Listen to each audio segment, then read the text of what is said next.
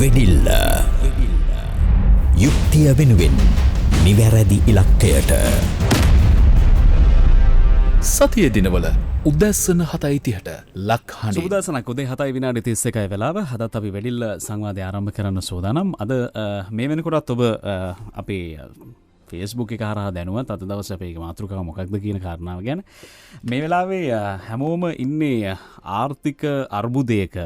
ඊට පස්සේ එක පැත්තකින් මේක අරගලයක් විදියට දකිනවා, දේශපාලන වශයෙන් යම් අස්ථාවර භාවයක් එහෙම නැත්නම් අර්බුදකාරී තත්ත්වයක් කියලා අපි මේක එක එක විදිහට විග්‍රහ කරගන්න විදි තියෙනවා. නමුත් ආර්ථික අර්බුදය කියන කාරණාව අපිට මූලිකම කාරණාව බවට පත් කරගන්න සිද්ධ වෙලා තියෙනවා. මොකද බඩට බත් ටික වැටුනේ නැත්නම් ඒක අපිට දරා ගන්න අමාරුයි. මේ හැම ප්‍රශ්නයකටම මූලික වෙන්නේ මෙන්න මේ කියන ප්‍රධානම සාධකය වෙන්නේ අත්‍යවශ්‍යම කාරණාව අපේ කෑම බීම සහ අත්‍යවශ්‍ය සේවාවන් එහෙම නැත්නම් අපිට අවශ්‍ය කරන දේවල්. ඉතින් අපි අද දවසේ සම්බන්ධවයි කතා කරන්නේ මේ එක්ක මේ වෙලාවේ යම් අරගලයක් ඔබ දකිනවා. මේ අරගලය අපි සුභවාදී පැත්තට හරවගන්නේ කොහොමද? අපි කල්පනා කළා තාරුණ්‍ය එක්ක මේ සාගතයට එරෙහිව අරගලයක් කරන්න යම් සූදානමක් තියෙන අපේ රටේ වගකිය යුතු පුද්ගලයෙක් එක්ක කතා කරන්න. ඒ වෙනුවෙන් අද දවසේ අපි මේ පැයක කාලය වෙන් කරන්න සූදානම්. සුබෝදෑසනක් නන්නේ. සුබෝදෑසනක් මේ වෙඩිල්ල අහගෙන ඉන්න හැමෝටම විශේෂයෙන් අපි මාතෘකාව දැම්මේ මේ සාගතයට එරෙහිව තරුණ අරගලයක් කියලා ප්‍රශ්නාර්ථයක් සහිතව. මේ වෙලාවේ ඒ කියන්නේ අපි හැමෝම රටක් විදිහට එකතු වෙන්න ඕන තැන මෙතන. තාම සමහර අයට මේක තේරිලා නැහැ. මොකක්ද මේ අපි කරන්න ඕනේ, අපිට කෙරෙන්න ඕනේ මොකක්ද කියන ඒ සැබෑ අවශ්‍යතාවය හඳුනාගත් ආයතනයක සභාපතිවරයෙක් අපි අද කැඳවා ගත්තා. ජාතික තරුණ සේවා සභාවේ සභාපති දමිත වික්‍රමසිංහ මහත්තයත් එක්ක මේ කතාව අපි ඉස්සරහට අරගෙන යනකොට ඔබට තේරෙයි මොකක්ද මේ අරගලය කියලා. කියන්නේ නිකම්ම පාරට බහැලා කෑ ගහන එකද සමහර තැන්වල අරගලය කියන්නේ. එහෙම නැත්නම් පොදු අරමුණු වෙනුවෙන් එක්කාසු වෙන එකද අරගලය කියන්නේ. මේ කාටවත් විවේචනයක් නෙමෙයි. නමුත් මේ වෙලාවේ රටේ අවශ්‍යතාවය හඳුනා ගැනීමයි වැදගත්. සභාපතිතුමනි සුබෝදෑසනක්. සුබෝදෑසනක් රනිල්. සුබෝදෑසනක් අසංක. සුබෝදෑසනක්. සභාපතිතුමනි, මගේ පළවෙනි ප්‍රශ්නේ ඔබ සභාපතිවරයා විදියට නෙමෙයි මම මේ ප්‍රශ්නේ අහන්නේ. මේ රටේ පුරවැසියෙක් විදියට, තාරුණ්‍ය නියෝජනය කරන අයෙක් විදියට මේ ප්‍රශ්නයට එහෙම නැත්නම් මේ වෙලාවේ අපේ රට පත් වෙලා තියෙන අර්බුදය සම්බන්ධව ඔබේ පැහැදිලි කිරීම මොකක්ද? ඔව් මම හිතන්නේ අසංක ඒක ඉතාමත් හොඳ ප්‍රවේශයක්. මම ජාතික තරුණ සේවා සභාවේ සභාපතිවරයා වශයෙන් විතරක් නෙමෙයි ශ්‍රී ලංකාවේ තරුණ කටයුතු අධ්‍යක්ෂ ජෙනරාල්වරයා වශයෙන් කටයුතු කරනවා. ඉතින් මගේ දැක්ම තමයි විශේෂයෙන්ම මාව මෙතෙන්ට පත් කරපු අතිගරු ජනාධිපතිතුමත් ඒ වකට අමාත්‍ය නාමල් රාජපක්ෂ මහත්මතුමත් මට දීපු උපදෙස තමයි ඔව් අපි දේශපාලනයක් කරලා යම්කිසි පක්ෂයකට සහයෝගය දක්වලා තමයි මේක දේශපාලන පත්වීමක්. ඒක අපි බොරු කියන්න බෑ. හැබැයි ක්‍රියාකාරීත්වයේදී දේශපාලනික ගතියක් මුහුණුවරක් ගන්න එපා කියලා. මම හිතන්නේ මට ඒක හැකියාව ලැබිලා තියෙනවා මේ අවුරුද්ද මාස 13ක් විතර කාලයක් ඇතුළත. විශේෂයෙන්ම මේ තරුණ අසහනයත් එක්ක එහෙම නැත්නම් රටේ ආර්ථික තත්ත්වයත් එක්ක පැන නැගිච්ච තරුණ අරගලය තුලට ශ්‍රී ලංකා යෞවන සමාජ සම්මේලනයේ කිසිම සහභාගීත්වයක් දැක්වෙන්නේ නැහැ.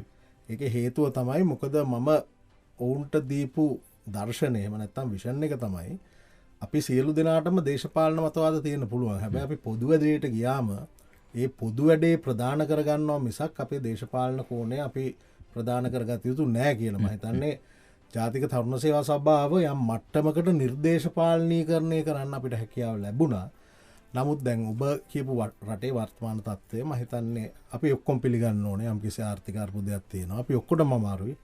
ඒක පන්ති බෙහෙදයක් එහෙම නැත්නම් තරාතිරමක් නැතුව අමාරුයි. අපි ඔක්කොටම අමාරුයි. හැබැයි ඒ සඳහා මම හිතන්නේ අපි ප්‍රායෝගිකව දැන් අපිට සියලු දෙනාටම පරම මහාධිපත්‍ය අයිතිය තියෙන ජනතාවට. හැබැයි අපි ඒ අයිතිය ලබා දෙනවා ජනාධිපතිතුමාට, පාර්ලිමේන්තුවට, අග්‍රාමාත්‍යවරයාට ඒක ලබා දෙනවා. එතකොට අපි මම හිතන්නේ යම්කිසි විදියකට අපි සියලු දෙනාටම වගකීමක් තියෙනවා මේ වැඩේට උත්තර හොයන්න. මොකද මම හැමතිස්සෙම අපේ තරුණ තරුණියන්ට කියන්නේ ප්‍රශ්න අහපු පරම්පරාවල් අපිට ඇති තරමක් තිබුණා අවුරුදු 70 ගානක් තිස්සේ නිදහස ලැබිලා. කවද්ද විසඳුම් පරම්පරාව වෙන්නේ? මං කියන්නේ අපි ප්‍රශ්න කරන පරම්පරාවකින් එළියට ගිහිල්ලා විසඳුම් පරම්පරාවක් දක්වා යන්. නමුත් අපි සියලු දෙනාම අමාරු තත්ත්වයේ මම හිතන්නේ අතිගරු ජනාධිපතිතුමාගේ ඉඳන් පල්ලෙහාට සියලු දෙනාම පිළිගන්නවා.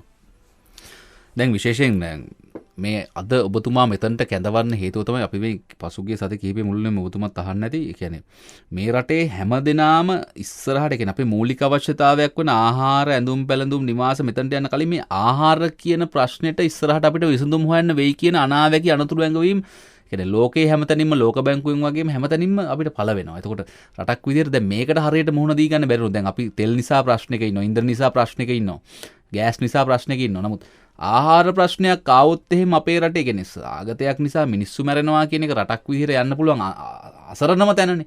අපි එතනට නොයා මේ වැඩේ කරන්නේ කොහොමද යලකන්නේ ගැන අනතුරුවක වෙනවා. ඔබතුමා නිකන් හිටියේ නෑ කට්ටියක් එකතු කරගෙන මේ වෙනුවෙන් මේට එරහිව කැරලි ගහන්න. එහෙම නැත්නම් මීට එරහිව අරගලයක් කරන්න.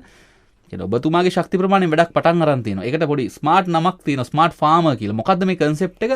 කියන්නේ මේ අහගෙන ඉන්න යූත් එකට කොහොමද මේක සම්බන්ධ වෙන්නේ? ඔව් රනිල් මෙහෙමයි. දැන් ඊට කලින් මම පොඩ්ඩක් ඉතිහාස කතන්දරය අපි අධ්‍යයනය කරගන්න ඕන. ලෝක ඉතිහාසයේ හැමතැනම යම්කිසි පැන්ඩමික් එකක් එහෙම නැත්නම් වසංගතයක් ලෝකේ පුරා පැතිරුණාම ආර්ථික අර්බුදයක් අනිවාර්යෙන් වෙනවා. ඊට පස්සේ ඉන්නේ ආර්ථික අර්බුදය. අපි 1900 මුණ ගණන් වල ස්පැනිෂ් ෆ්ලූ එකෙන් පස්සේ ග්‍රේට් ඩිප්‍රෙෂන් එක කියන එක ඇමරිකාවේ ඇවිල්ලා මුළු ලෝකේම අති විශාල ආර්ථික අර්බුදයක් ඇවිල්ලා අපි අහලා තියෙනවා අපිට බජිරි කන්න පවා ඒ දවස්වල කිව්වා කියලා. ඉතින් ඒකත් හරහා අපි එම තත්ත්වයටම තමයි මේ මූණ දෙන්නේ. මේක මේ කවුරු හරි කියනවා නම් මේක ශ්‍රී ලංකාවට විතරක් සුවිශේෂී තත්ත්වයක් කියලා. ඒක ඉතාමත් වැරදි. මොකද ඇමරිකාවෙත් ආහාර උද්දමනය 140කින් විතර යන ලෝකේ බලවත්ම රට, ලෝකේ වැඩිම කෘෂි නිෂ්පාදන කරන රටෙත් එහෙම වෙනවා නම් ඒක අපිට එහෙම නොවී ඉන්න හේතු කාරණාවක් නැහැ. විශේෂයෙන්ම දැන් කොවිඩ් ලොක්ඩවුන් ඒ සියල්ලමත් එක්ක ලෝකේ ආහාර බෙදා හැරීමේ සප්ලයි චේන් එකේම නැත්තම් ජාලය යම්කිසි කඩා වැටීමකට ලක් වුණා. ඉතින් ඒ නිෂ්පාදන ජාලය කඩා වැටීමකට ලක් වුණා. ඒවයි අතුරු ප්‍රතිඵල තමයි මේ විඳින්නේ අපි. ඒවා නැවතත් නිවැරදි වෙන්න අවුරුද්දක දෙකක කාලයක් යනවා. ඉතින් ওই தත්ත්වය ඇත්තටම ස්මාර්ට් ෆාම ව්‍යාපෘතිය ගැන එනවා නම් ඔය තත්ත්වය ගැන ඇත්තටම අපේ හිටපු අමාත්‍ය නාමල් රාජපක්ෂ අමාත්‍යතුමා මීට අවුරුද්දකට විතර කලින් තමයි අපිට උපදෙස් දුන්නේ මෙන්න මේ කාලෙදි මෙවැනි වූ අර්බුදයක් එන්න පුළුවන්. මොකද විශේෂයෙන්ම වෙනත් රටවල් වලත් ආහාර අර්බුදයක් එන නිසා අපි නිෂ්පාදනය වැඩි කරගත්තේ නැත්නම් සමහර විට අපිට ආනයනය කරගන්නත් බැරි තත්ත්වයකට පත් වෙන්න ඉඩ තියෙනවා. ඒක නිසා මම හිතන්නේ අපි කල්පනා කරා විශේෂයෙන්ම සුබපතන්නත් අවශ්‍ය අපේ අභිනව අමාත්‍යතුමා රොෂාන් රන්සිංහ අමාත්‍යතුමත් එක්කත් සාකච්ඡා කරලා අපි තීරණය කරා මේකට ජාතික තරුණ සේවා සභාව විදියට මැදිහත් වෙන්න ඕන. මොකද යෞවන සමාජ සම්මේලනයේ ශක්තිය මම හිතන්නේ හමුදාවකට හැර වෙනත් සිවිල් සංවිධානයක් ගත්තොත් හැම ග්‍රාම සේවා අසමූල ශක්තිය තියෙන්නේ ශ්‍රී ලංකා යෞවන සමාජ සම්මේලනයේ සහ ජාතික තරුණ සේවා සභාවට. ඉතින් ස්මාර්ට් ෆාම ව්‍යාපෘතියේ කන්සෙප්ට් එක ගැන කියනවා නම් අපි ප්‍රධාන වශයෙන්ම බලාපොරොත්තු වෙන්නේ ආහාර නිෂ්පාදනයට දැනෙන ප්‍රමාණයක් අලුතෙන් එකතු කරන්න. ඒ කියන්නේ හැම වසමකම අපි ස්මාර්ට් ෆාම ව්‍යාපෘතියක් අනිවාර්යයෙන් එක ව්‍යාපෘතියක් හෝ අපි ආරම්භ කරනවා. එතකොට අපිට ව්‍යාපෘති දල වශයෙන් 14000කට ආසන්න ප්‍රමාණයක් අපිට ආරම්භ කරන්නට හැකියාව තියෙනවා. එතන විශේෂත්වය තමයි දැන් අපි ඔවුන්ට උපදෙස් ලබා දෙනවා ඒ වවන්නට අවශ්‍ය භෝග මොනවද කියන එක. විශේෂයෙන්ම අපේ රටේ තියෙනවා ට්‍රෙන්ඩ් එකක් කවුරු හරි එක්කෙනෙක් වම්බටු වවනවා නම් මුළු රටේම වම්බටු. වම්බටු හෙව්වට පස්සේ වම්බටු මිල කඩා වැටිලා නිකන්වත් ඊට පස්සේ නිකන්වත් දෙන්න බැරි ගානට කහවලට උනානේ එහෙම නේද? ඔව් කහවලට හොඳ ඒක තමයි හොඳම උදාහරණය. එතකොට මම හිතන්නේ අපි ඒකෙදි ඒ දිස්ත්‍රික්කවල මොනවද අපිට වැඩිපුරම ගන්න පුළුවන්. ඒ වගේම තවත් සත්ව පාලනය වැනි ව්‍යාපෘති වලටත් අපි යන්න බලාපොරොත්තු වෙනවා. ඉතින් මෙතන ප්‍රධාන අරමුණු දෙකක් තියෙනවා. විශේෂයෙන්ම ජනතාවට ආහාර සැපීම කියන එක මූලික කරගන්න, ඒ කියන්නේ රටේම ජනතාව සඳහා සෙතක් වෙන විදිහට. දෙවැනි කාරණාව තමයි මේ ප්‍රාදේශිකයේ අවශ්‍යතාවලින් කොටසක්. අපි උදාහරණයක් විදිහට ගත්තොත් ප්‍රාදේශීය ලේකම් කොට්ටාසකේ ප්‍රාදේශීය මණ්ඩලයේ ඉන්න ප්‍රාදේශිකයේ අවශ්‍යතාවයෙන් යම් කිසි කොටසක් නිෂ්පාදනය කරන්න බලාපොරොත්තු වෙනවා. ඉතින් නුදුරේදීම මම හිතන තව සතියක් හමාර කාලයක් ඇතුළත අමාත්‍යතුමාගේ නායකත්වයෙන් අපි ඒක ආරම්භ කරන්න බලාපොරොත්තු වෙනවා. හරි.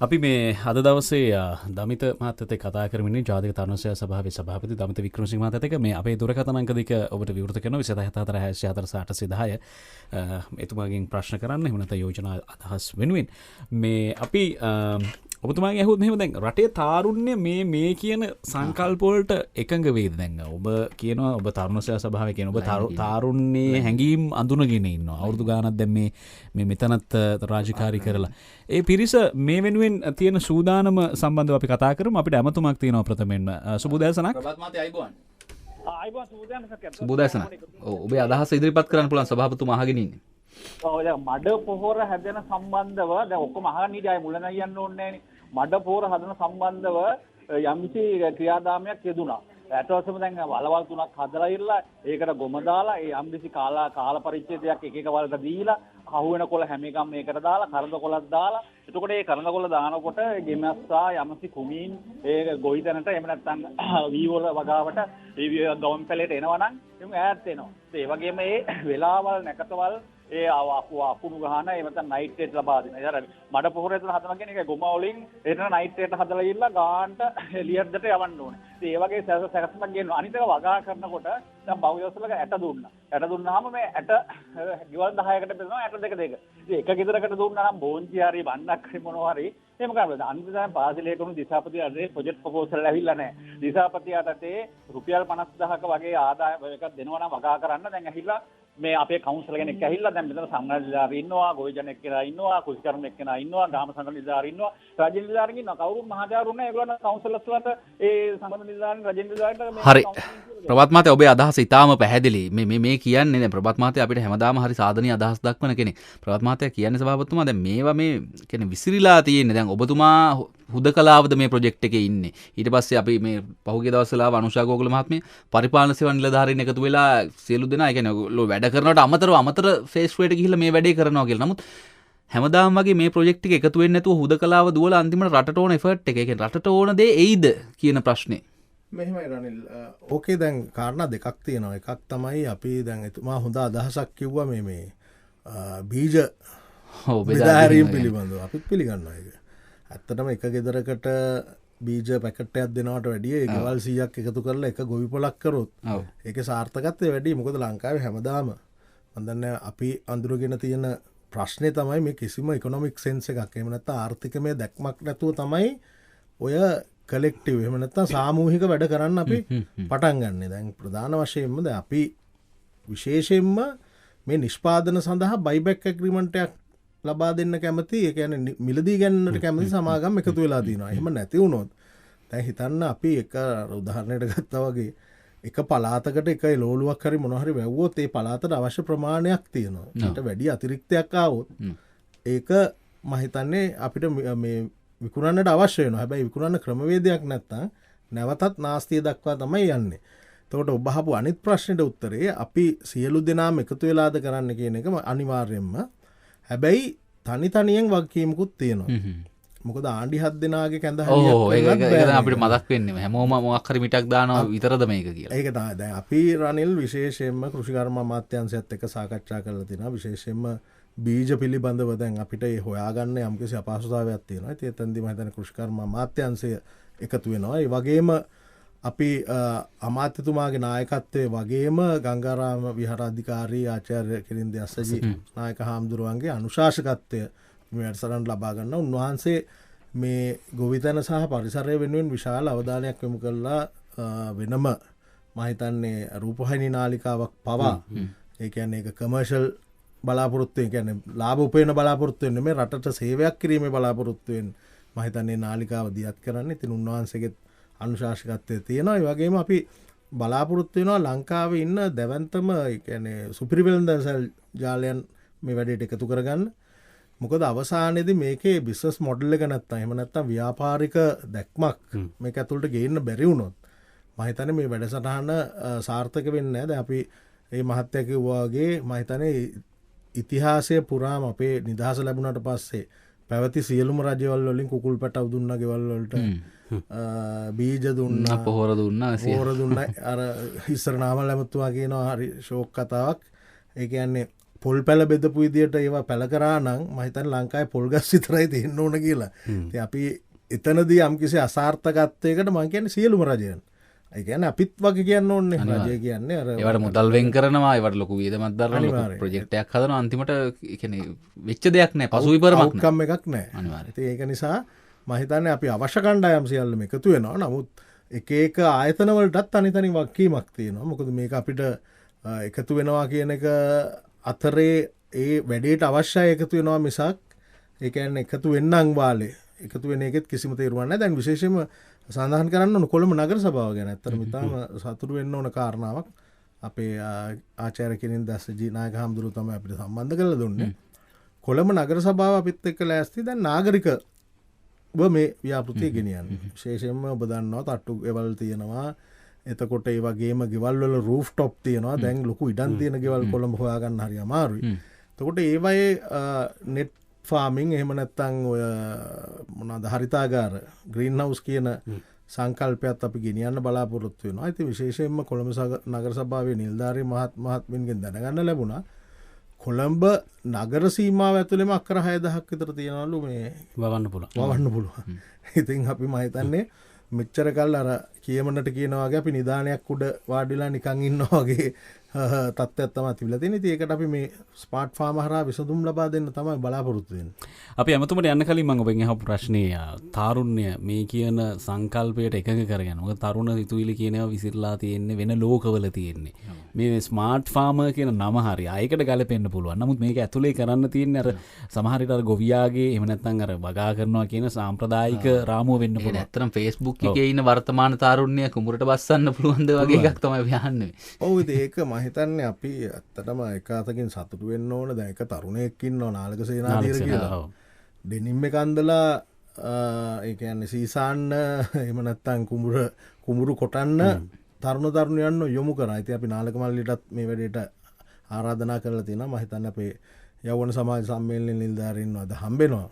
තුමා ඇවිල්ලා මම කියන්නේ කරන්න බැරි දෙයක් නෑ. ඒක අපි ප්‍රසන්ට් කරන විදිහේ තියෙන්නේ. දැන් අපි හොඳම උදාහරණය දැන් ඉස්සර ප්‍රවාහනය සඳහා ටැක්සි එලවන්න එහෙම ඉන්නේ නෑ. ඒ කියන්නේ මුකුත්ම කරගන්න බැරිය එන්නේ. හැබැයි දැන් අපි ඔය අලුතෙන් ඇවිල්ලා තියෙන මෘදුකාංග හරහා ඇප් එක හරහා තමන්ට පුළුවන් තමන්ගේ නිදහස් කාලේ දැන් මම දන්න අපේ රාජ්‍ය ආයතනවල වැඩ කරන අයත් ඉන්නවා. එන ගමන් ඒ අදාළ මෘදුකාංගේ දාලා ඉතින් දැන් අපි යම්කිසි තත්ත්වයකට ඇවිල්ලා දිනවාස. ඒ කියන්නේ ආර්ථිකමය සංවර්ධනය වෙනකොට ආකල්පත් සංවර්ධනය වෙලා තියෙනවා. හැබැයි විශේෂයෙන්ම මම ස්තුතිවන්ත වෙන්න ඕන ශ්‍රී ලංකා යෞවන සමාජ සම්මේලනයේ නව නිලධාරී මණ්ඩලය විශේෂයෙන්ම කෘත්‍යාධිකාරී මණ්ඩලය සහ ජාතික මණ්ඩලය මේකට 100% පිටිපස්සෙන් හිටගෙන ඉන්නවා.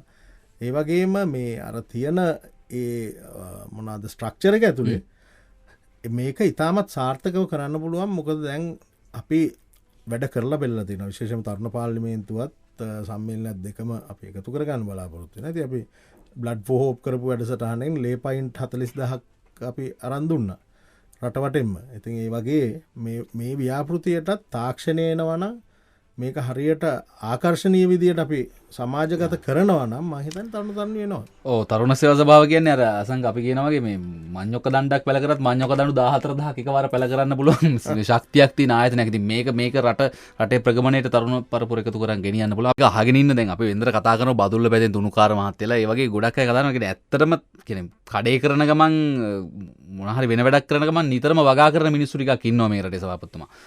විශේෂයෙන් දැන් ඔබ දැන් මේක අහනවා නම් අපිත් එක්ක මේ වෙලාවේ කතා කරන ජාතික තරුණ සේවා සභාවේ සභාපති දමිත වික්‍රමසිංහ මහත්තයා ගැනලා මෙතන වගා කරන්නම කියන එක නෙවෙයි. තරුණ සේවා සභාවේ තව ප්‍රොජෙක්ට් තියෙනවා. නමුත් තරුණ සේවා සභාව හරි ශක්තිමත් මේ වගේ දෙයක් යෞවන සමාජ සම්මේලනය හරහා ස්මාර්ට් ෆාමර් කියලා කියන අලුත් කන්සෙප්ට් එකකින් තරුණ පරපුර මේකට ගේන්න. ඒකයි මෙතන තියෙන වැදගත්කම අපි කතා කරන්නේ. කියන්නේ තරුණයාගේ ශක්තිය අරගල කරන්න වගේම මේ රට ගොඩනගන්නත්. ඒ කියන්නේ අරගලයක් විය යුතුයි. ඒක රට ගොඩනගන්න විය යුතුයි කියන තැන ඉඳලා අපි මේ අද දවසේ කතා කරන්නේ. විශේෂයෙන්ම මේ ඔබතුමා රාජ්‍ය නිලධාරියෙක්. මේ රජයට එල්ල වුණු කෙලින්ම චෝදනාවක් තමයි මේ පුංචි තැන්වලට පැලැස්තර දදා ඉන්නව වෙනුවට එළවලු ගොවියා රැකගන්න වැඩ කරේ නැහැ. වී ගොවියා රැකගන්න වැඩ කරේ නැහැ. ඒ කියන්නේ මේ රටට ඒ කියන්නේ බත එන්නේ නැත්තේ බත සපය ගන්න බැරි හරියට පොහොර ටික දෙන්න බැරි වුණු නිසා. ඒ වගේ හරි ප්‍රශ්නෙට විසඳුම් හොයන්න නැතුව මේ රටේ තැන වවනවා කියලා දැන් චෝදනාවක් ඇවිල්ලා තියෙනවා. ඔබතුමාටත් ඒ චෝදනාව වෙලවෙන රාජ්‍ය නිලධාරියෙක් විදිහට අපි පොඩ්ඩක් කතා කරමු. ඔව් විශේෂයෙන්ම රනිල් පළවෙනි දේ කියන්න ඕන මම දැනට රාජ්‍ය නිලධාරියෙක් වශයෙන් රාජකාරී කරත් මම පෞද්ගලිකාංශයෙන් ආරාධනාවක් මත රජයේ සේවයට ආපු කෙනෙක්. එතකොට මගේ රජයේ සේවයේ කාලය මම හිතන්නේ අවුරුදු 3කට විතර ආසන්න කාලයක් තියෙන්නේ. ප්‍රථමයෙන්ම කියන්න ඕන දැන් අතිගරු ජනාධිපතිතුමා පවා ඒ වැරදි ඒ කියන්නේ රසායනික පොහොර නෑකැන් නවත්තපු එක වැරදි බව තුමන් එකට වැරදක් සිද්ධනා කල තුමන් පිළියරගෙන තියෙන හැබැයි තුමන් නෙමේ මේ නිලධාරී තන්ත්‍රයේ ඉන්න අය දැන් අපි රජයේ මුදල් කෝටි කීයක් වේදන් කරනවද බලන්න අපි කෘෂිකර්මය අය රටයවල ඒ අමාත්‍යංශයේ ආයතනවල ට්‍රේනිං කරලා එතකොට ඒගොල්ලෝ ඇවක් කියමුකෝ මම අහන්නේ ඒකයි. ඒ කියන්නේ දේශපාලඥයන්ටම ඇඟිලි දික් කරන එක මේ රටේ ජනතාව පොඩ්ඩක් එතනින් එහාට කල්පනා කරන්න. මම මේ දේශපාලන දේශපාලඥයන් සුද්ධ කරනවා නෙමෙයි. හැබැයි අපි ඊට වැඩිය එහාට ගිහිල්ලා බැලුවොත් දැන් විශේෂයෙන්ම එක එක තාක්ෂණික පුහුණු එක එක ජාත්‍යන්තර සමුළු සඳහා ශ්‍රී ලංකාවේ නියෝජිතයන් සහභාගී වෙන්නේ නැද්ද? එතකොට ඒ නියෝජිතයන්ට වගකීමක් නැද්ද මේක ගැන? ඒ වගේම මම හිතන්නේ අතිගරු ජනාධිපතිතුමා මේ වැඩේ කරේ සත්භාවයෙන්. මොකද එතුමන් එක්ක ඉතාමත් සමීපව අවුරුදු 7-8ක් වැඩ කරපු කෙනෙක් විදිහට මම හොඳ ආකාරව දන්නවා. එතුමන් මේ රටේ ඒ තියෙන වසවිස ආහාරයට අරගෙන ජනතාවට වෙන හානිය ගැන සංවේදී ජනාධිපති වෙන්න නෙමෙයි හිටපු ආරක්ෂක ලේකම් නෙමෙයි ආරක්ෂක ලේකම් ධූරය දරන කාලේ ඉඳන්. එතුමන් ඒ සඳහා එතුමන් ඇවිල්ලා නිර්මාංශික මේ කෙනෙක්. ඉතින් එතුමන් ඒ සඳහා ඒ ජනතාවට දෙන්න පුළුවන් හොඳම දේ දෙන්න තමයි උත්සාහ කරේ. හැබැයි එතනදී මං හිතන්නේ භූමියේදී ඒකේ වගකීම තිබුණේ මොකද ජනාධිපතිතුමා යන්නේ නැහැ නේ රසායනික මේ කාබනික පොහොර හදන්න. එතුමන් මේ තීරණය ගත්තම එතනින් පල්ලෙහාට අමාත්‍යවරයා ලේකම්වරයා එතනින් පල්ලෙහාට තියෙන ලේයර් එකට ඒක කරගන්න බැරි වුණාම එතකොට මම හිතන්නේ සමස්තයක් විසින් අපි සියලු දෙනාම වක් කියන්න ඕනේ. දැන් මම ඇත්තටම අපේ අනුරාධපුරයේ ඇතුංගම මධ්‍යස්ථානයේ ගොවිපොලේ මමත් ටොන් 50ක් ඇදුවා. අපේ හිටපු අමාත්‍ය එස්.එම්. චන්ද්‍රසේන මැතිතුමා එතකොට ඉඩම් අමාත්‍යවරයා එතුමා ලොකු ව්‍යාපෘතියක් කරා. ඉතින් අපිටත් උපකරණ එහෙමත් ලබා දුන්නා. චොපර් යන්ත්‍රයක් එහෙම ලබා දීලා අපි තිබිච්ච ඒ මොනවාද වල් පැල ඒ ඔක්කොම කපලා මාන ඉලුක් ඒ සියල්ලම කපලා අපි ටොන් 50ක මේ හැදුවා කාබනික පොහොර. හැබැයි එතනදී මම හිතන්නේ ඒක භූමියේදී හරියටම ගොවි මහතුන් දැනුවත් වීමත් හරියට කෙරුන්නේ නැහැ. දැන් විශේෂයෙන්ම ඒ වගේම බීජ ප්‍රභේද ලබා දෙන්න ඕනේ කාබනික පොහොර වලට ගැලපෙන මම හිතන්නේ ඒක අපි ඒ කියන්නේ අපෝසත් වුණා. හැබැයි මං හිතන්නේ ඒක සංකල්පනාත්මකව ආර්ථික වශයෙන් කොහොම කිව්වත් අවසානයේදී මුළු ලෝකෙම යන්නේ මේ ඉකෝ කියන concept එකට. ඉතින් මම හිතන්නේ ඒක සඳහා අපි ඉතාමත් හොඳ අත්දැකීමක් ලබා ගත්තා. නමුත් දැන් අපි මම හිතන්නේ තියෙන තත්ත්වයට විසඳුමක් හොයනවා මිසක් ඇඟිලි දික් කර අපි රණ්ඩු වෙලා මේකෙන් ගොඩේමක් නැහැ. ඒක නිසා මම හිතන්නේ නෑ දැනටත් දැන් අපිට තියෙන තර්කය තමයි දැනටත් දැන් අපි මහා පරිමාණ ගොවියන් රැකගන්න දැන් අපි මොනවද මේ වෙලාවේ කරන්න කියන එක. ඒ කියන්නේ එතන ප්‍රශ්නයක් තියෙනවා සභාපතිතුමා. කියන්නේ සමහරවිට අපි දැක්ක පහුගිය දැන් සති 2-3කට කලින් කියන්නේ එළවලු තොග ටික කොළඹට ගෙන්න ගන්න බෑ. ඉදිරි නීතිය මේ ප්‍රශ්න වෙලාව එළවලු තොග ටික කොළඹට ගෙන ප්‍රවාහන ඔවුන්ට ප්‍රවාහන පහසුකම් ටික අපේ ඩීසල් සහනාධාරයක් වගේ දෙන්නේ. ගොවියෝ ටික රැකන ඔවුන් ගොවිතැන අත්හරිනවා. අන්න ඒ වගේ තැන් වලට රාජ්‍ය නිලධාරීන් හරි බිම්මට්ටමේ ඉන්න අය මැදිහත් වෙලා ශේෂ්ත්‍රයේ මෙන්න මේ ටික හදාගන්න ඕනේ කියන එක නැති නිසා තමයි අද මේ තත්ත්වයට වැටුනේ කියලා මිනිස්සු චෝදනා කරන්නේ. ඔව් ඒක තමයි අර මම මුලින්මත් කිව්වේ ඒක අපි දේශපාලන නායකයන්ට විතරක් ඇඟිලි දික් කරලා හරියන්නේ නැහැ. දැන් බලන්න රජයේ ආයතනවල වාහන කොච්චරක් ලංකාව ඇතුළේ දවසකට දුවනවද කියලා මම අනිවාර්යයෙන් මම දන්නේ මම ගැන සංගණනයක් කරලා නැහැ. නමුත් වාහන 10000ක් එහෙම යනවා ඇති. එතකොට අපිට යාන්ත්‍රණයක් හදන්න පුළුවන් නම් හිත රාජ්‍ය පරිපාලන අමාත්‍යාංශයේ මැදිහත් වෙලා හරි යම්කිසි ඒ කියන්නේ අපිට ලොජිස්ටික්ස් එහෙම නැත්නම් ප්‍රවාහණයට තියෙන වියදම් අඩු කර ගැනීමේ හැකියාවක් ඒ හරහා ලබා ගන්න පුළුවන්. හැබැයි එතනදී මම හිතනවා අපි සියලු දෙනාම ඒක වරද්ද ගන්න තැන තමයි අර මං කිව්වේ ව්‍යාපාරික අදහසකින් එහෙම නැත්නම් බිස්නස් මොඩල් එකකින් මං කියන්නේ මේ රජ ආයතනවල වවලා ඉන්න මිනිස්සු ව්‍යාපාරිකයෝ වෙන්න ඕන කියන එක. නමුත් ඒ සඳහා නිසි ක්‍රමවේදයක් අපි හදාගන්නට ඕන. ස්මාර්ට් ෆාර්ම වැඩසටහන ඇතුලේ අපි සියල්ලම කල්පනා කරලා හදලා තියෙනවා. ඉතින් වෙනත් ආයතනයකට හෝ ජාලගත ආයතනයකට අවශ්‍ය නම් ඒ සඳහා අපේ උපදෙස් අපි තාමත් නොමසුරුව ලබා දෙන්න බලාපොරොත්තු වෙනවා. මොකද රනිල් අසංක අපි සියලු දෙනාම මම ඔය දෙන්නටත් කියන්නේ මේ අර්බුදයට මූණ දෙන්න ගෙදර බැල්කනිය හරි මොන හරි වවන්න පටන් ගන්න. මොකද අවසානයේදී අපි කාටවත් අත දික් කළා වැඩක් නැහැ. අපි අවසානයේදී අපි අපේ පරිභෝජනය නැත්තන් සුභසිද්ධිය වෙනුව අපි දැම සූදානන් වෙන එක හොඳයි. අපි අද දවසේ කතා කරමින් ජාතික තර්ණසය සභාවේ සභාපති දමිත වික්‍රමසිංහ මහතාත් එක්ක මේක තාරුණ්‍යයට විතරක් ආමන්ත්‍රණය කිරීමක් විදියට අපි ලඝු කරන්න සූදානම් නැහැ. නිසා අපි ආරාධනා කරනවා මේ කතාවට එකතු වෙන්න අපේ වැඩිහිටි පාර්ශවයට මේ සම්බන්ධ අත්දැකීම් තියෙන ගොවි මහතුරු ඉන්නවා වෙන්න පුළුවන්. ක්ෂේත්‍රයට ගිහිල්ලා මේ ෆීල්ඩ් එකේ ඉඳලා අවුරුදු ගානක අත්දැකීම් තියෙනවා නම් ඒ සියල්ල බෙදා ගන්න අපි ඔබට මේ කෙනෙක්ට කියන්න පුළුවන් අසංක දැන් හරි හැම ගමකම තරුණ සේවා මේ ජාතික තරුණ සේවා සභාව යෞවන සමාජයක් තියෙනවා. හරි මගේ ගමේ යෞවන සමාජයට මං උදව් කරන්න ඉදිරිපත් වෙන්නම්. ඕ මට පුළුවන් බීජ දෙන්න, මට පුළුවන් උදව් කරන්න, මට පුළුවන් උපදෙස් දෙන්න. කියන්නේ මේ රටේ තාත්තලා සීයලා ඇත්තම ගොවියෝනේ. ඒතර ඔවුන්ට පුළුවන් මේ සම්බන්ධයෙන් මැදිහත් වෙන්න. ඔබට පුළුවන් එහෙම කතා කරන්න නෑ. මං දෙන්නම්. අපිට එහෙම අර මෛත්‍රී ගොවි මහත්තයා වගේ දැන් අපි හෙට දවසේ ගෙන්නන්න ඉනවා අක්කර 11000ක් වවනවා. ඉතින් ඒ වගේ අයට අනිවාර්යෙන් ඉදිරිපත් වෙන්න පුළුවන් කතා කරන්න. 2774 604 810 ඔබේ සාධාරණ විවේචන වුණත් අපි පිළිගන්න ලෑස්ති. ඒ කියන්නේ මේක හදාගෙන මේකවත් හදාගෙන යන්න ඕනි කියන විශ්වාසය අපිට තියෙනවා. සභාපතිතුමා මේ අර පහුගිය කාලේ ඔබතුමා මෙතන ඉඳන් මේ පුටුවට ඇවිල්ලා පටන් ගත්ත ව්‍යාපෘති කීපයක් තිබ්බා. ඒ කියන්නේ දැන් ඒ සියල්ල අතරමැද නවත්තලා දාලා ස්මාර්ට් ෆාමර් කියන කන්සෙප්ට් එකට එනවද කියලා මිනිස්සු කල්පනා කරනවා වෙන්න පුළුවන්. මොකද උනේ පහුගිය කාලේ කරපු දේවල් වල ප්‍රගතිය ගැන අපි චුට්ටක් කතා කරමු. කිසිසේත්ම නෑ පටන් ගත්ත කිසිම ව්‍යාපෘතියක් අපි මග නවත්තලත් නෑ, මග නවත්තන්න බලාපොරොත්තු වුකුත් නෑ. ශේෂයෙන්ම මහිතන අපි ප්‍රධාන ව්‍යාපෘති දෙක වශයෙන් අපි ආරම්භ කරේ හෝෆ ශ්‍රී ලංකා වැඩසටහනත් යුට්ටුවල් වැඩසටහනත් මහිතන විදේශ රැකියාව වැඩසටහන ගැන මම මුලින්ම සඳහන් කරන්නම්. ශ්‍රී ලංකාවේ විදේශ රැකියා සඳහා පුහුණුවීම් ලබා දෙන ආයතන අතරින් රාජ්‍ය ආයතනයකට පළවෙනි වතාවට හැකියාව ලැබුණා විශේෂයෙන්ම ජපන් විදේශ රැකියා සඳහා අවශ්‍ය සියලුම සුදුසුකම් ලබා දෙන ක්‍රමවේදය හදන්න. අපි හැමදාම විවේචනය කරන්නේ අපිට මේ අවස්ථාව තියෙනවා ජපානයේ මෙච්චර තියෙනවා. හැබැයි අපිට මෙහෙම NVQ සහතික තියෙන මෙච්චර ප්‍රමාණයක් ඉන්නවා යවා ගන්න බැරියයි. ඇත්තම හේතුව තමයි NVQ සහතිකය නෙමෙයි වෙනත් ජපන් ඒ කියන්නේ තමගේ ස්කිල්ස් ටෙස්ට් එකක් එහෙම නැත්නම් තමගේ හැකියාව දක්වන විභාගයකට පරීක්ෂණයකට මුහුණ දෙන්න වෙනවා. ඒක සමත් වුනේ නැත්නම් NVQ නෙවෙයි ආචාර්ය උපාධියක් තිබුණත් ජපානයේ රැකියාවක් සඳහා යන්න බෑ. අපි මෙතන කයිනල්ලා කතා කරා ජපානයේ ශ්‍රී ලංකා නියෝජිත අපේ රෝෂන් ගමගේ මහත්තයා ගෙනල්ලා. හොඳයි. එතකොට මම හිතන්නේ අපි විශේෂයෙන්ම ඒ සඳහා අපි විශාල මම හිතන්නේ වෙහෙසක් දරුවා. දරලා අපි මේ වැඩසටහන සාර්ථක කරගත්ත විශේෂයෙන්ම ඒ වැඩසටහන නිරීක්ෂණය සඳහා ජපානයේ ශ්‍රී ලංකා තානාපතිතුමා දැනට ඉන්න හිඩිකේ මහත්මයා මහරගම තරුණ මධ්‍යස්ථානය ජපන් තානාපති විවෘත කරන 1987 විවෘත කරන වෙලාවේ ජපන් තානාපතිවරයෙක් සහභාගී වුණාට පස්සේ මේ මගේ පාලන කාලය තුල තමයි ජපන් තානාපතිවරයෙක් මහරගම තරුණ මධ්‍යස්ථානට ආවේ.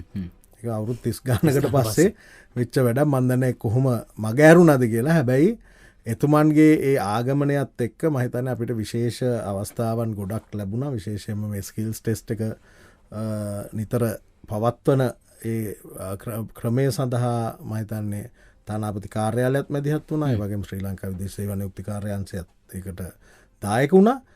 හැබැයි දැන් විදේශ රැකියාව වැඩසටහනේ ප්‍රගතිය ගැන කියනවා නම් අපි වෙනත් රටවල් සඳහා දැන් 400කට ඒ කියන්නේ ආසන්න පිරිසක් අපි විදේශගත කරලා තියෙනවා. විශේෂයෙන්ම රුමේනියාව සහ මැද පෙරදිග රාජ්‍යයන් සඳහා අපි විදේශගත කරන්න බලාපොරොත්තු වෙලා හිටපු ප්‍රමාණයට වැඩිය අපිට හැකියාව ලැබිලා තියෙනවා. ඒ වගේම ඉතාමත් සතුටුයි දැන් රුමේනියාවේ රැකියාව සඳහා පිටත් වෙච්ච කණ්ඩායම් අතුරෙන් ඔවුන්ට පොඩි ගැටලුවක් පැන නැගුණා. විශේෂයෙන්ම ඔබ දන්නවා දැන් හැම රටකම ඒ කියන්නේ හොඳම උදාහරණ ශ්‍රී ලංකාවට නෙමෙයි මේ තත්ත්වය ඇති වෙලා තියෙන කියන එක. තමන්ගේ මූල්‍ය ඒකකය US ඩොලරයට එහෙම නැත්නම් ඇමරිකානු ඩොලරයට සාපේක්ෂව අප්‍රමාණය වෙනවා. එතකොට මේ ඩොලර් ප්‍රමාණය අපි ගිවිසුමේ එකඟ වෙච්ච ඩොලර් ප්‍රමාණයකට සාපේක්ෂ ඒ රටේ මුදල් ඒකකයෙන් තමයි කොන්ත්‍රාත් ගිවිසුමේ තියෙන්නේ. හැබැයි යම්කිසි ප්‍රශ්නයක් පැන නැග්ගා අර අවප්‍රමාණයත් එක්ක අපේ සේවකයන්ට ඒකෙම නැත්තම් නිපුණ ශිල්පීන්ට ගියපු අයට ඩොලර් ප්‍රමාණය ලැබෙන්නේ නැහැ. මොකද ඒ රටේ මුදල් ඒකකයෙන් ඩොලර් 1000ක් හම්බෙනවා නම් කලින් අවප්‍රමාණයත් එක්ක 850කට විතර අඩු වෙලා තිබුණා. හැබැයි අපි ඒ නියෝජිත ආයතන මේ සියල්ලමත් එක්ක මැදිහත් වෙලා ඒ පොරොන්දු වෙච්ච ප්‍රමාණයටම ඒ අවශ්‍ය ඒ කියන්නේ වැටුප වැඩි කරගන්න අපිට හැකියාව ලැබුණා. මම හිතන්නේ රාජ්‍ය ආයතනයක් එක්ක එකතු වෙලා මෙවැනි වැඩසටහනකට යෑමේ වැදගත්කම ඒකයි. කොහොමද අපිට වගකීමක් තියෙනවා. අපිට ඒ සඳහා කැපවෙන්න අවශ්‍යතාවයක් තියෙනවා. ඉතින් හොඳම මම හිතන්නේ උදාහරණය රාජ්‍ය ආයතනයක් සම්බන්ධයෙන් මම හිතන්නේ මේක විදිහට මම දකිනවා විශේෂයෙන්ම විදේශ රැකියාව වැඩසටහනට දැන් අනිත් ඔක්කොම සියල්ලමත් එක මේ වසර අවසන් වෙන්න කලින් අපි තව 2000-2500ක් අතර ප්‍රමාණයක් අපි යවන්න බලාපොරොත්තු වෙනවා. ඒක කොහොමද දැන් තෝරගන්න විදිහ කලින් විදිහමද කියන්නේ යවන සමාජ සම්මේලනයට සම්බන්ධ පිරිස්ද නැත්නම් අවශ්‍ය පිරිස් වලට යොමු වෙන්න පුළුවන්? මෙහෙමයි රනිල් අපි එතන දැන් යවන සමාජයක සමාජිකත්වය අවුරුදු 29 වෙනිදා අවසන් වෙනවානේ. නමුත් මෙතන අවුරුදු 35ක විතර කාල පරිදි 35ට වැඩි යන්න බෑ කියන එක නෙමෙයි. නමුත් 35 වෙනකන් ඉතාමත් පහසුවෙන් විදේශ රැකියාවක් සඳහා යොමු වෙන්න පුළුවන්. ඉතින් ඒ කාණ්ඩය අපි යවන සමාජ ශාස්ත්‍රයට ප්‍රමුඛතාවය දෙනවා වගේම රටේ ඕනම තරුණියක් වෙනුවෙන් මොකද අපේ පනතෙන් ලැබිලා තියෙන ප්‍රතිපාදන අනුව අපි ශ්‍රී ලංකාවේ සියලුම තරුණ කියන කොට්ටාසේ ඉන්න පුරවැසියන් ගේ සුපසිද්ධිය වෙනුවෙන් අපි වැඩ කරන්නට අවශ්‍යයි. ඒක නිසා අපි එහෙම රෙස්ට්‍රික්ෂන් එකක් නැහැ. හැබැයි අපි ප්‍රමුඛතාවය ලබා දෙනවා යවුන සමාජ සම්මේලනයේ සමාජිකාවන්ට. මොකද අපිට ඍජු වගකීමක් ඔවුන්ගේ සුපසිද්ධිය වෙනුවෙන් තියෙන නිසා. නමුත් ඕනම කෙනෙක්ට මම හිතන්නේ ඒ සඳහා අපේ වෙබ් අඩවියෙන් හෝ අපේ ඇප් එක හරහා අවශ්‍ය විස්තර අරගෙන සම්බන්ධ වෙන්න පුළුවන්. අපි සභාපතිවරයා එක්ක කතා කරමින් ජාතික තරුණ සේවා සභාවේ මම මේ ප්‍රශ්නේ තහන්න හිතුණා. දැන් සභාපතිවරයා විදිහට දැන් අපි දැන් ගොඩාක් වෙලාවට මේ වෙලාවේ දකින ආර්ථික මේ අර්බුදය ඇතුලේ කතා වෙනවා.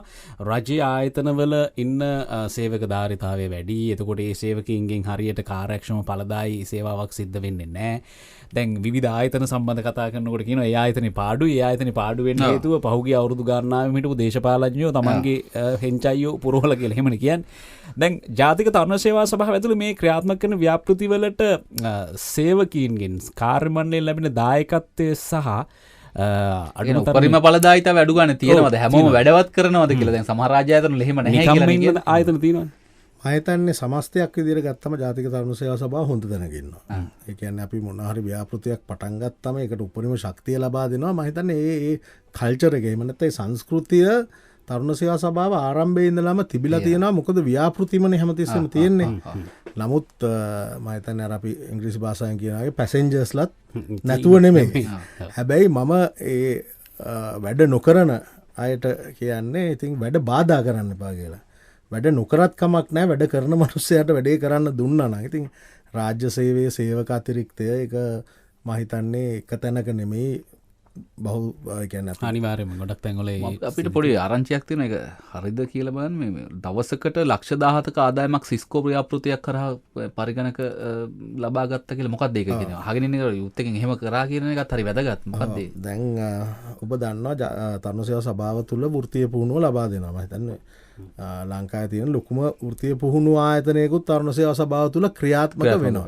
හැබැයි අපි මේ වෙනකල් අපේ කියන්නේ සහතික පත්‍ර මට්ටමේ එහෙම නැත්නම් NVQ සහතික පත්‍ර තමයි ලබා දුන්නේ. හැබැයි ඔබ දන්නවා අපි NVQ සහතිකයට තියෙන වටිනාකමෙන්ම පමණක් ඔබට ගැළපෙන රැකියාවක් විශේෂයෙන් පරිගණක ශාස්ත්‍රය ලබා ගන්න බෑ.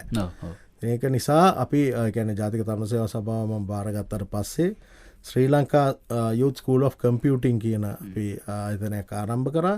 ඉතින් ඒකේ මම හිතන්නේ දියත් කිරීම පසුගිය ඉරිදා දවසේ තමයි පළවෙනි කාණ්ඩේ අපි බඳවා ගන්න ලැබුවේ.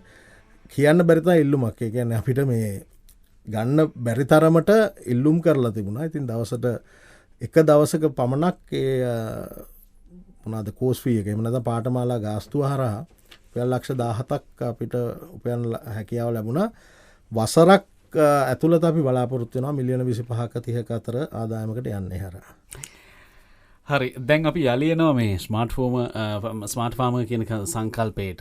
මේ ක්‍රියාත්මක කිරීම සිද්ධ වෙන ආකාරය පිළිබඳව කියන්නේ අපිට සරලව පැහැදිලි කිරීමක් ඕනේ. මොකද්ද මේ ප්ලෑන් එක? මේකෙන් කොහොමද මේ වගාවෙන් භෝග වලින් අස්වන උත්පාදනය වෙන්නේ? මේවා කාටද විකුණන්නේ? මොකද්ද ප්ලෑන් එක? කෙනෙක්ට හිතෙන්න පුළුවන් තමත වික්‍රමසිංහ මහතා ඉමේජ් එක හදාන මෙතනට ඇවිල්ලා මේ වගා කිරීමක් ගැන කියලා මේකේ කිසිම විමට්ටමේ සැලැස්මක් නැතුව මේ ඔබලත් ගෙනල්ලා ප්‍රොමෝට් කරනවා කියලා හිතන්න පුළුවන්. මේ කතා කරන එහෙම නැත්නම් මේ පැහැදිලි කිරීම ලක්හඬ අහගෙන ඉන්න මේ මොහොතේ අහගෙන ඉන්න ඔබට වගේම අපේ සමාජ මාධ්‍යයෙන් Facebook එකෙන් ලක්හඬ පිටුවට එන ඔබටත් වැදගත් වෙයි කියලා හිතනවා. ඒ නිසා අපි ඒ සියලු දෙනාට මේ පැහැදිලි කිරීම කරමු. ඔව් මේක ප්‍රධාන වශයෙන්ම මේ වැඩසටහන නිර්මාණය කරන්නේ කරු රුෂාන් රන්සිංහ ඇමතිතුමාගේ මගේ පෙන්වීම යටතේ ජාතික තරුණ සේවා සභාව විසින්. එතකොට මේ ව්‍යාපෘතිය මම හිතන්නේ ස්ට්‍රක්චර් එක ගැන අපි කතා කරොත් ප්‍රධාන වශයෙන්ම ව්‍යාපෘතිය අවශ්‍ය සැලැස්ම සහ ඒ සැලැස්ම ක්‍රියාත්මක කිරීමට අවශ්‍ය කරන කාරණා ඉෂ්ට සිද්ධ කරන්න බලාපොරොත්තු වෙන්නේ තරුණ සේවා සභාව හරහා.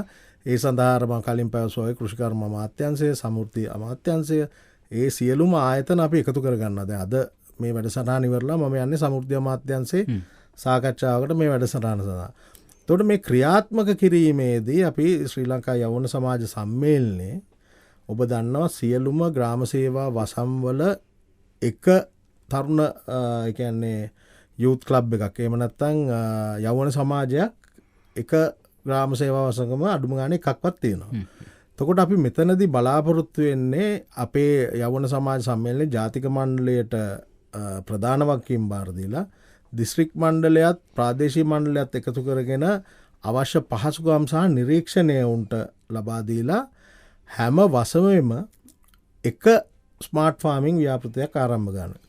මේ වෙලාවේ තාක්ෂණය වගේම අපි ස්මාර්ට් කියන එකේ තවත් අදහසක් බලාපොරොත්තු වෙනවා. මොකද මේ ප්‍රශ්නෙට උත්තරයක් විදිහට ඒක ස්මාර්ට් වෙන්න ඕන. මොකද අපි ඒක දැකලා අපි මුලින්ම ඒකට ඉදිරිපත් වෙනවා නම් මොකද අපි දැන් අර රනිල් හොඳ කතාවක් කිව්වා ගොඩාක් අය ඇවිල්ලා මාධ්‍යයේ එක එක විවිධ කතා කියලා යනවා. හැබැයි මට බය නැතුව කතාවක් කියන්න පුළුවන්. මට ආයි ඇවිල්ලා ඒක ගැන ප්‍රගතිය ඔබත් එක්ක සාකච්ඡා කිරීමේ හැකියාව තියෙනවා. මොකද මේ මගේ හැටි. මම මේ රැකියාවක් නැති නිසා මේ දේශපාලන පත්වීමක් ගත්ත කෙනෙක් නෙමෙයි. ඉතින් මම මේකේ ඉන්න තාක්කල් මම කැමති මේ රටට සේවයක් කරන විශේෂයෙන්ම තරුණ කණ්ඩායම් එක්ක වැඩ කරන්න බෑ. ඒ තරුණයන්ගේ අදහස් සහ උන් එක කැමැත්තක් නැත්නම්. මම හරි කැමතියි. මොකද විශේෂයෙන්ම යෞවන සමාජ සම්මේලනයේ ජාතික මණ්ඩලේ මට විශාල සහයෝගයක් ලබා දෙනවා. මට තාමත් ලෙන්ගතු ආදරෙන් අපි වැඩ කරනවා. ඉතින් ඒ ස්මාර්ට් ෆාමිං ව්‍යාපෘතියේ ඊළඟ පියවර තමයි දැන් අපි ඒ ගොවිපොළවල් සකස් කරලා එන නිෂ්පාදන මිලදී ගන්න ක්‍රමවේද දෙකක් තියෙනවා. ඒක උන්ට තීරණය කරන්න දෙනවා. මොකද භූමියේ යථාර්ථය දන්නේ භූමියේ ඉන්න කෙනා. අපිට ඒක ගැන උපදෙස් අවවාද දෙන්න පුළුවන් ඒ යථාර්ථය තේරුම් ගත්තොත්. එතකොට අපි නාගරිකව නිෂ්පාදනය කරන නිෂ්පාදන සඳහා අපි බයිබැක් ඇග්‍රිමන්ට් එකක් එහෙම නැත්නම් වෙනත් ආයතනයක් මම කිව්වා වගේ සුපිරි වෙනසල් මම හිතන්නේ මම බ්‍රෑන්ඩ් නේම්ස් කියන එක හොඳ නැහැ. ඒ ආයතන හරහා ඔවුන්ගේ සැපයුම් කරුවන් විදින් මිලදී අරගෙන එතනදී ආදායමක් උත්පාදනය වෙනවා. ප්‍රාදේශිකයේදී දැන් අපි විශේෂයෙන් ගත්තොත් අපි හිතුවත් උදාහරණයක් විදියට සීමලාණ්ඩුව ප්‍රාදේශීය ලේකම් කොට්ටාසය ඇතුලේ තියෙන සියලුම යෞවන සමාජ එකතු වෙලා ඒ වවන භෝගවල ඔවුන්ට හැකියාව තියෙනවා ඒක ග්‍රාමීයව පරිභෝජනය සඳහා යොදා ගන්නවද? එහෙම නැත්නම් අතිරික්තයක් තියෙනවා නම් ඒක නාගරික ප්‍රදේශයකට එවනවද? එහෙමත් නැත්නම් ඔවුන් එතනම ඔවුන්ගේ ඒ කියන්නේ ඒ ප්‍රදේශයේ එහෙම නැත්නම් ඒ දිස්ත්‍රික්කය තුල ඒක පරිභෝජනය සඳහා ඔවුන් එක විකුණනවාද කියන එක. ඒ සඳහා අපිට මුලින් දැනුවත් කළ යුතුයි. මුලින්ම අර මං කිව්වා වගේ අපිට දැනුවත් කරන්න ඕන අපි ලබා දෙනවා මෙන්න භෝග විශේෂ වර්ගයක්. වැඩි පළදාවක් ගන්න පුළුවන්. හොඳ ඒ කියන්නේ අස්වැන්නක් ගන්න පුළුවන්. ඒ වගේම පහසුවෙන් වවන්න පුළුවන්. දැන් අපි වවන්න බැරි අපහසු දේවල් දැන් අපි තීරණය කරොත් ඩ්‍රැගන් ෆෘට් වවන්න කියලා. එහෙම නැත්නම් අපි තීරණය කරොත් අඹ වවනවා කියලා. ඒකට අපි දැනට ලෑස්ති නෑ. හැබැයි ඒක අතුරු ව්‍යාපෘතියක් විදිහට පටන් ගන්න පුළුවන්. يعني පරිභෝජන භෝගත් එක්ක ඒ ළමයි තීරණය කරනවා නම් හරි අපි තව අක්කරයක අඹත් වවනවා. එතකොට අපිට අවුරුදු 3කින් අපිට මෙවැනි ආදායමක් ගන්න පුළුවන් කියලා ඒකට අපි විරුද්ධ වෙන්නේ නෑ. නමුත් අඹ විතරක් වවන්න බෑ. මොකද මේ අර්බුදයට මුහුණ දෙන්න නම් අපි පරිභෝජනය සඳහා ගත හැකි නිෂ්පාදන කරන්නට අවශ්‍යයි. කෙටි කාලයක් තුල ලබා ගන්න. ඒ වගේම නාගරිකව විශේෂයෙන්ම බිම්මල් මගාව සඳහා දැන් ඔබගේ බැල්කනි එකේ හරි ඔබගේ කුඩා ගෙවත්ත තුල හරි ඉතාමත් සාර්ථකව පළදාවක් ගන්න පුළුවන් දෙයක් තමයි බිම්මල් නිෂ්පාදනය කියන එක. ඉතින් විශේෂයෙන්ම නාගරික ප්‍රදේශයන් වල අපි බිම්මල් පෝච්චි මාසිකට ලක්ෂ 1.5 ගානේ. මොකද අපිට ඒ සඳහා අවශ්‍ය යන්ත්‍ර සූත්‍ර තරුණ සේවා සභාව තුල තියෙනවා. අපිට ඒ තාක්ෂණය තියෙනවා. ඉතින් අපි බලාපොරොත්තු වෙනවා නාගරික ප්‍රදේශවල මම හිතන්නේ පොට්ස් ඒ කියන්නේ බිම්මල් පෝච්චි ලක්ෂ 1.5කින් කිලෝ 35000ක් විතර ගන්න පුළුවන්. එතකොට අපි පරිභෝජනයේට භාගයක් ඇරියත් වෙළඳ පොළට කිලෝ 17000ක් විතර බිම්මල් එනවා. දැන් ඉදිරි කාලෙදී විශේෂඥයන් කියන විදියට අපිට මොකක් හෝ බෝගයක් වවාගෙන තියෙන එක නුවනට සුදුසුයි. මොකද දැන් හැමෝම උඩරට එලවහළු පරිභෝජනය අවශ්‍ය නැහැ. මං කියන්නේ තමන්ට පුළුවන්දේ හදාගන්න ඕනේ. ඒ වගේම එවැනි වූ ක්‍රමවේදයක් දර්ශනයක් තුළින් තමයි අපි මේ වැඩසටහන ගෙනියන්නේ. හරි මේ මම පොඩ්ඩක් වෙනස් තැනකට එන්නම්. මේ අතරේ කතා කරන්න පුළුවන් අපිට 2.774 604 810 කියන්නේ කියන්නේ හැමදාම අසංග අපි ඕන තැනදී කටවහගෙන ඉඳලා කියන්නේ ප්‍රශ්නයක් වෙලා උඩුදුවල පුපුරන තැනදී කෑ ගහලා පාරට බැහැලා මිනිස්සුන්ට අඩන් තේට්ටම් කරනට වඩා මේ වෙලාවේ කතා කරන්න ඕන දන කතා කරන්න නැති එකත් අපේ සමාජයේ ලොකු අඩුවක් විදිහට අපි දකින්න. අපි මේවා ගැන ඕන තරම් කතා කරලා තියෙනවා. නමුත් ඒවලට ඉදිරිපත් වෙලා නැතුව ප්‍රශ්නේ පිපුරුවාට පස්සේ කෑ ගහලා වැඩක් නැහැ කියලා අපි විශ්වාස කරන හින්දා තමයි මේවට අදහස් දක්වන්න අපිට කතා කරන්න කියන්නේ.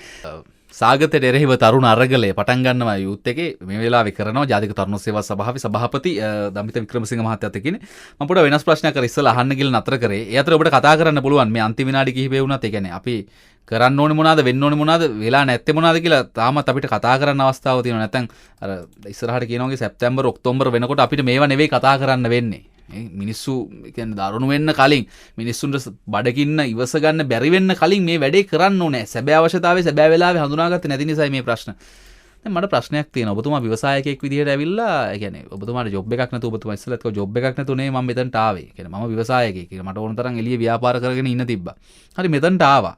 අපි හැමදාම උජාරුවට කතා කරන අපේ රටේ නිදහස් අධ්‍යාපනයේ හින්දා තමයි අපේ බිහිවුනේ අපේ රටේ නිදහස් සෞඛ්‍ය සේවය සුබසාධන රාජ්‍ය සංකල්පය අපි හිටියා. හැබැයි දැන් භාණ්ඩාගාරේ රුපියලක්වත් නැහැ. මේවෙන් ගත්ත මිනිස්සු එක්ක රට ගිහිලා බුද්ධි ගලණය වෙලා මේ රටට මුකුත් වෙලා නැහැ. නිකන් මේ රට ආයිම නිකන් හිස්තැනක් වගේ. ඊට පස්සේ ලෝක බැංකුව කියනවා මේ සුබසාධනේ අඩු කරන්න කියලා සමහර තැන්වලදී. ඇත්තටම සුබසාධනේ මේ රටට වැඩක් වෙලා තියෙනවද සභාපතිතුමා? ඕ නෑ මෙහෙම රනිල්ලෝ සුබසාධනය කියන එක අපි හරියට ඒ කියන්නේ සෙග්මන්ට් කරගත්තේ නෑනේ. දැන් බලන්න මොකක් හරි ඇක්සිඩන්ට් එකක් වුණොත් මමත් ඉස්පිරිතාලේ ගිහිල්ලා නිකන් බෙහෙත් ගන්නෙ. එතකොට අන්ත අසරණ දුකී මිනිස්සෙකුත් නිකන් ගන්න. එතකොට අපි සුබසාධනය වශයෙන් බලාගන්න ඕන කවුද කියන එක අපි හරියට තේරුම් ගත්තේ නෑ. දැන් මම ඉගෙන ගත්තේ කොළඹ ඩී.එස්. සේනානායක විද්‍යාලයේ ප්‍රකෝටිපතියන්ගේ ළමයිතුත් අපිත් එක්ක ඉගෙන ගත්තා. ඒ වගේම අපේ තාරවත්තේ ළමයිතුත් අපිත් එක්ක ඉගෙන ගත්තා. එතකොට හැමෝම පාසල් සහ සේවා ගාස්තු කියලා රුපියල් 204යි මට මතක විදිහට ගෙව්වේ.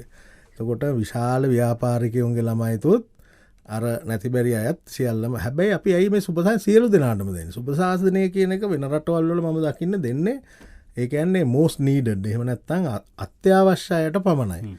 මම හිතන්නේ ඒක පිළිබඳව අපි නැවතත් කල්පනා කරන්න කාලේ ඇවිල්ලා කියලායි මම පෞද්ගලිකව හිතන්නේ. වගේම මේ දැන් රාජ්‍ය සේවයේත් යම්කිසි ප්‍රතිසංස්කරණ සිද්ධ වෙන්න ඕන.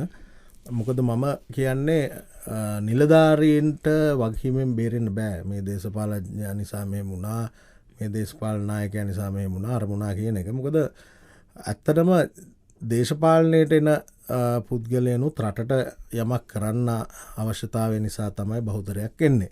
ඉතින් දැන් අපි ලංකාවේ සංවර්ධිත කාල පරිච්ඡේදය ගත්තොත් මහින්ද රාජපක්ෂ ජනාධිපතිතුමාගේ කාලේ විශාල ව්‍යාපෘති සිද්ධ වුණා. ඒ වගේම දැන් වත්මන් ජනාධිපතිතුමාගේ කාලේ ලෝක වසංගතයක සාර්ථකව මුහුණ දීලා අපි ඒ හරහා අතිසාර්ථකව මේක මැඩපවත්වපු රටක් විදියට අපි ලැයිස්තුගත වුණා. හැබැයි ඒකෙදි වෙච්ච ආර්ථික පරිහානිය විශේෂම සංචාරක ශ්‍රේෂ්ඨයෙන් එන බිලියන 5ක් අපිට අවුරුදු 2ක් නැති වුණා. හරි. එතකොට අපේ අපනයන සඳහා ඍජු බලපෑමක් ආවා. එතකොට අපේ දේශීය ආර්ථිකය සඳහා ලොක්ඩවුන් එකෙන් ඍජු බලපෑමක් ආවා. එතකොට මේ සියල්ලම එක්තරා එක දන්වැලක ආපු පුරුක් විදියට තමයි අපි දැන් මෙතෙන්ට ඇවිල්ලා තියෙන්නේ. හැබැයි දැන් අපිට වගකීමක් තියෙනවා අපි මේ වැඩේ අතට අරගෙන හරියට කරන්න.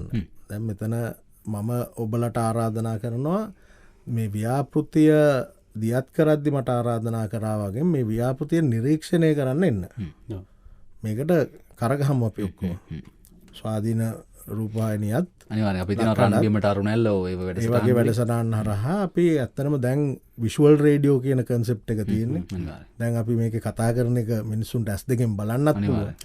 ඒ හරහා අපි මේකට එකතු වෙමු. මොකද අපි ඔතන රනිල් මම නම් දකින විදිය මේ වැඩේ කරන්නේ ඔයාද මමද අසංකත කියන එක නෙමේ වැදගත් මේ වැඩේ කරන එක. ඒකට ඒ වැඩේ සඳහා සියලුම දෙනා එකතු වෙන්න ඕන. හැබැයි තම තමන්ගේ කාර්ය තේරුම් ගන්න ඕන. මොකද අර ආණ්ඩි 7 දෙනාගේ කඳ හැලියක් නම් වෙන්න බෑ මේක. මොකද මේ වෙලාවේ අපිට එක්ස්පෙරිමන්ට් කරන්න එහෙම නැත්නම් විහිළු කරන්න වෙලාවක් නෙමෙයි මේක.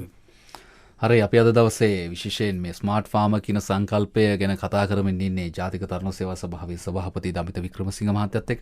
කියන්නේ කතා කරපු අය අතරේ සමහර අදහස් තියෙනවා මේකට සුබවාදීව අපි යොදා ගන්න ඕනේ, මේක එක තැනකට ගෙනියන්න ඕනේ. අවසාන වශයෙන් දැන් ජාතික තරුණ සේවා සභාව කියන රාජ්‍ය ආයතනය. එතකොට මේකේ ඉන්න තරුණ පිරිස අර ඔබතුමාගේ විදිහට වසම් 14000ක තරුණයෝ ඕනතරම් එකතු කරගන්න පුළුවන්. අපිට මතකයි කියන්නේ රියැලිටි ප්‍රෝග්‍රෑම් එකක් කරන්න ගියත් ඒක එකපාර සක්සස් වෙන්නේ. කියන්නේ එක SMS එකක් නෙමෙයි SMS 14000ක එකපාර වදිනු එක්කිනා ගැහුවා. ඉතින් මේ ශක්තිය රටට ඉස්සරහට යොදා ගන්න පුළුවන් විදිහක් ගැන තමයි ඔබතුමා මේ ස්මාර්ට් ෆාම කියන සංකල්පයෙන් ගෙනාවේ. හැබැයි අපේ රට ඉන්නේ කියන්නේ අති අවදානමක. ඒක තමයි කියන්නේ තේරුම් ගන්න නැත්තේ සහ තේරුම් ගන්න ඕන අති අවදානමක කියන එක. සියලු දෙනා එකතු වෙලා වවන්න ඕනේ කියලා රටක් විතර එකතු වෙන්න ඕනේ කියලා කිව්වට මේ අපි තැන් වල තාම එහෙම එකතුවක් අපිට පේන්නේ නැහැ. ඒක මාධ්‍ය වලින් පෙන්වන්නේ නැද්ද? එහෙම නැත්නම් බිම්මට්ටමේ නැද්ද? මොකද්ද මේ රටේ එහෙම එකතුවක් පේන්නේ නැති එක සභාපතිතුමා? පුරවැසියෙක් විදියට අපි මම මගේ පෞද්ගලික අදහස. අපි ජනතාවක් විදියට අපි හරි ආසනේ අවුට්සෝස් කරන්න අපේ දේවල්. ඔව්. අපි අපේ අධ්‍යාපනය අවුට්සෝස් කරන්න ආසයි. වෙන කාට හරි වක්කීම් බාර දෙනවා. අපි කැමති බොහොම නිදහසේ ජීවිතෙත් අවුට්සෝස් කරලා. ජීවිතෙත් අවුට්සෝස් කරලා. කන්ෆර්ට් සෝන් එකකින් අපි කතා කරන්නේ. ඒ කන්ෆර්ට් සෝට් එක පැන්න ගමන් තමයි අපි පාරට යන්නේ. ඒක නිසා මම හිතන්නේ මේ රටේ කොල්ල කෙල්ලෝ ටික එකතු වෙලා මේ වැඩේට කරගහලා හැම ගමකම පේන්න ගත්තම අනිත් ජනතාවත් එක්කහුවේ කියලා මම බලාපොරොත්තු වෙනවා. විශේෂයෙන්ම තාමත් ඒ අවදානම ඔබ කිව්වා වගේ 100%ක් තේරුම් අරන් තියනවද කියන ප්‍රශ්නයක් තියෙනවා. නමුත් මම හිතන්නේ ඕනම දෙයක ඊළඟ පරම්පරාව නායකත්වය ගන්න ඕන. මේ කොල්ල කෙල්ලෝ ටික තරුණ තරුණියෝ එකතු වෙලා තමන්ගේ වසමේ වැඩක් කරනකොට මම හිතන්නේ ඉබේම අනිත් සමාජ මුළු සමාජයම එකතු වෙනවා. ඒක අපි දැක්කා ඇඳන් දසදහසි ව්‍යාපෘතිය. ඒක ඉතාමත් සාර්ථකව අපි දින 10න් කරන්න ගිහපේ දවස් 7න් කරලා ඉවර කරා. මේකෙත් මම හිතන්නේ මම බලාපොරොත්තු වෙනවා ඒ ආකර්ෂණය සහ ඒ උනන්දු උද්‍යෝගය ලැබෙයි කියලා. අවසාන වශයෙන් මේ මම කැමති අර දැන් අපේ මේ තරුණ අරගලයක් තියෙනවා. මේක සාගතය වෙනුවෙන් අරගලයක් ඔබතුමාලා පටන් ගන්නවා. මේ අරගල දෙක එකට ඒකාබද්ධ වෙලා තාම සාර්ථක තැනකට ගේන්න පුළුවන්. මේ තරුණ පිරිස් මේ වෙලාවේ මේ සියල්ල පිළිබඳව බලාගෙන ඉන්න අරගලයක ඉන්න තරුණ පිරිසට තාරුණ්‍ය නියෝජනය කරන තරුණ සේවා සභාව නායකත්වයේ දෙන ඔබ කඩු අධ්‍යක්ෂ ජෙනරාල්වරයානේ. ඔව් ඔබට නේ වගකීම තියෙන්නේ. ඔබ කරන ආරාධනය මොකක්ද ඔවුන්ට මේ වෙලාවේ? නෑ අනිවාර්යයෙන්ම මම හිතන්නේ දේශපාලන කාරණා මම සාකච්ඡා කරන්න කැමති නැහැ. මොකද නිලධාරියෙක් වශයෙන්. හැබැයි මම ඒ අරගල සියලුම අරගලවල ඉන්න එහෙම නැත්නම් සියලුම අසහනයටපත් වෙච්ච තරුණ තරුණියන්ට ආරාධනා කරනවා අපි මේක ඔබෙත් මගෙත් රට. ඉතින් අපිට වගකීමක් තියෙනවා ඒ රටේ සුබසිද්ධිය වෙනුවෙන් වැඩ කරන්න. එතකොට අපි තියෙන නීති රාමුව තුල මේ කටයුත්ත කරන්න ඕන. ඒක නිසා මම හිතන්නේ මම විවෘතව ආරාධනා කරනවා ඕනම අරගලයක නිරත වෙලා ඉන්න තරුණ තරුණියන්ට මේකට අපි සක්‍රියව දායක වෙමු. ඔබගේ අනාගතයත් මගේ අනාගතයත් රඳා පවතින්නේ රටේ අනාගතය තුල. මොකද අපිට මේ යන්න තැනකුත් නැහැ. අපි දූපතක්.